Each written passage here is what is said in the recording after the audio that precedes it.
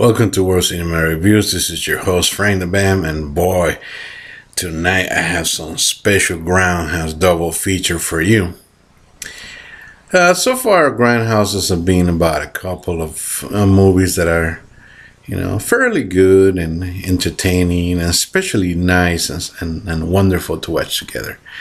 But unfortunately, or maybe I should say fortunately, in our horror world, sometimes some movies go bad.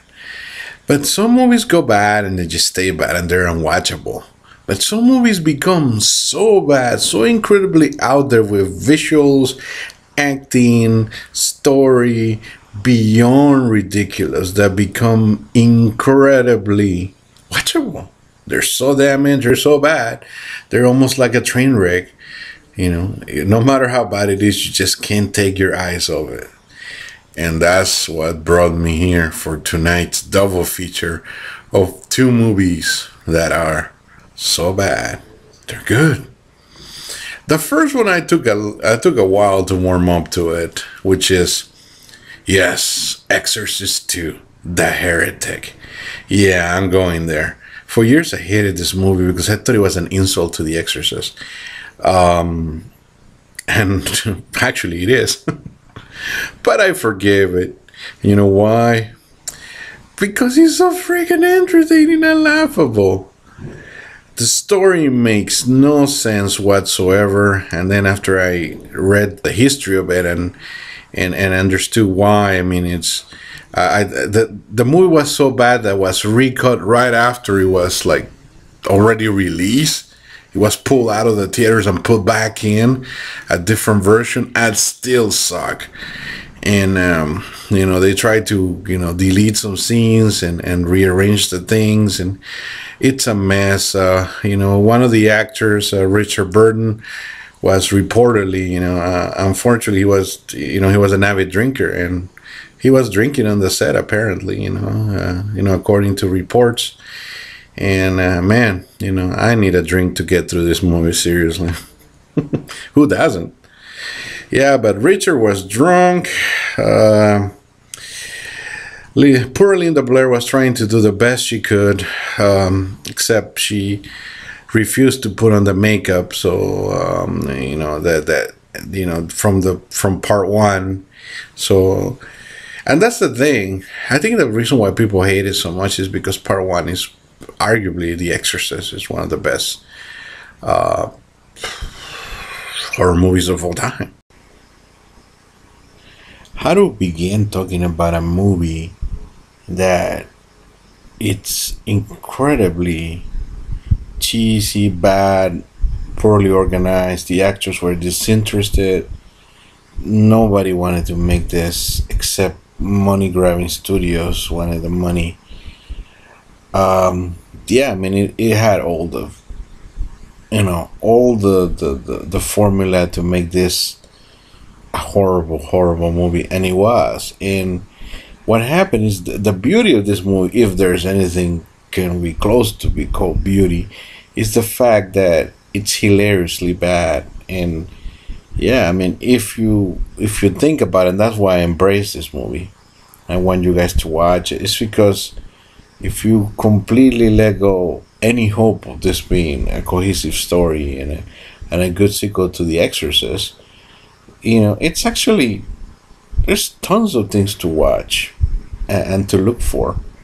Like I said, I'm not even going to try to explain to you the story of the plot of the movie because it's basically non-existent.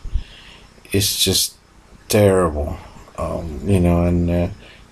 I guess it's sort of about this priest, played by Richard Burton, investigating the case, that happened 4 years ago, and see, whether, because the church wants to, nothing to do with Father Marin's, studies of the devil and all that stuff. They want to be a new church that doesn't have those heretic type of views that the devil exists, and they're still doing exorcism like the Dark Ages, blah blah blah blah blah.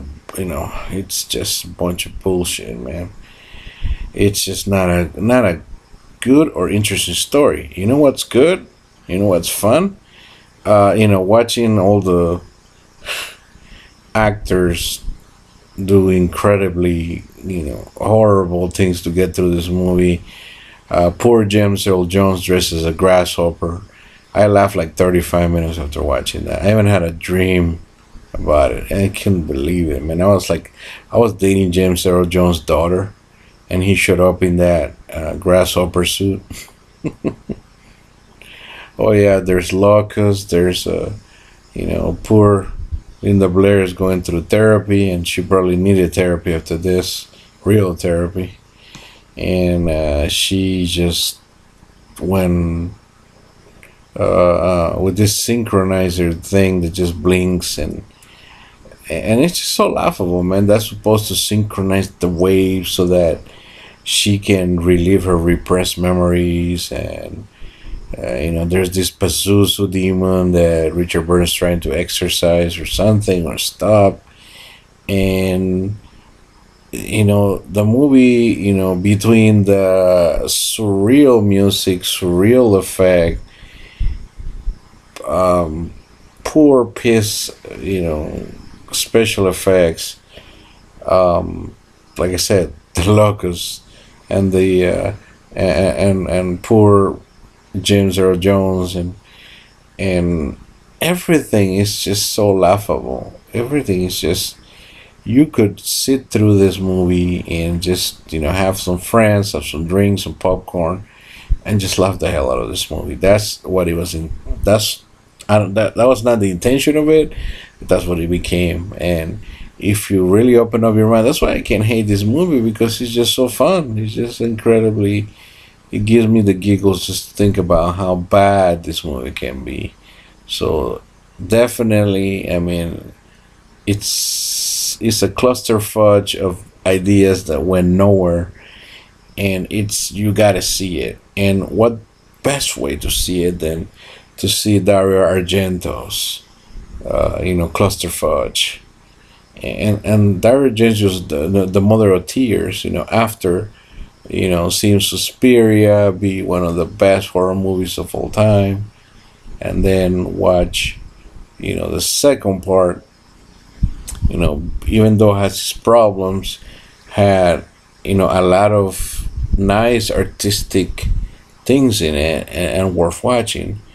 Part 3 is just batshit crazy. I mean, there's no way to say it. I mean, there's where to begin. We can talk about the non-cohesive story. We can talk about the crazy monkey. We can talk about the fact that the gore in this, it rivals Lucio Fulci's. I mean, there's so much gore. I mean, hardcore gore. I mean, we're talking about babies being thrown out of bridges. We're talking about a woman being killed by a crowbar through the vagina. Yes.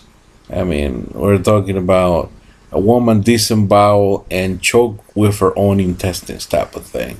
Yes. I mean, the movie's fantastic. The movie makes no sense whatsoever, but it's so out there. That only Argento could pull something like this. Maybe the only thing I can say, like, on its good thing, it's probably one of the best shot ever B movies, like, because he has awesome angles and the cinematography is beautiful, but there's no cohesiveness to the story. Mother of Tears, after expecting it to be so powerful and live through centuries and all the stuff, is a joke. It's a boobs fest. It's Italian sleaze at its best. I thought it was you could easily mistake this for a Lucio Fulci's, movie, rather than a Dario Argento. All the artistic thing, perhaps it was only left on the cinematography.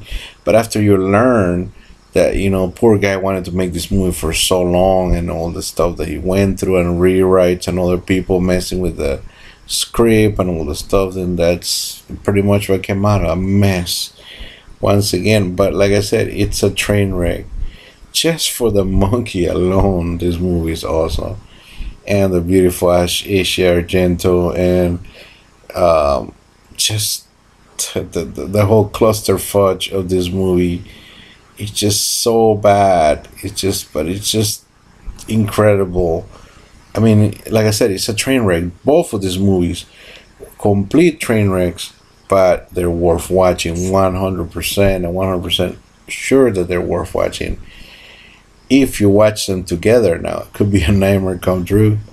But, it's a fun nightmare. Invite friends, get some drink, get some popcorn.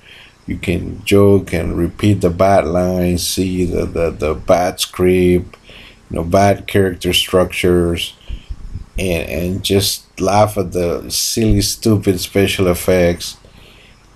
These two, intended to be these awesome movies, they came out hilarious. So I recommend them. You cannot have a bad time watching these two movies. It's one of the best Grindhouse you're gonna have. Peace out. Stay cool for more videos from your friendly neighborhood Frank the Van. Peace out.